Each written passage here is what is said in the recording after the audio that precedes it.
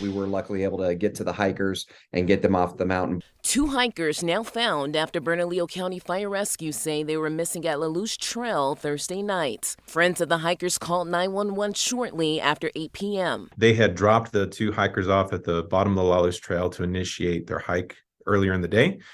And they drove to the top of the mountain to await the hikers. And when they were waiting for them at the top, they were overdue for their arrival. Rescuers treated the hikers for hypothermia at the scene. The hikers are now resting. We had crews going in there with shovels and other equipment to basically take care of, the heavy buildup of snow that we had on the trail. But the popular trail, known for its breathtaking views, is no stranger to danger. Nearly 2 weeks ago, 4 hikers were stranded near Sandia Mountains, but thankfully found safe. I mean, it's beautiful, especially now with the snow. I love the snow. Riley, who often hikes the trail, says it can get dangerous. You have to watch your feet, pick up your feet, and be very careful.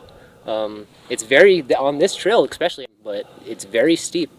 And especially going up and going down, and it's very close to a cliff.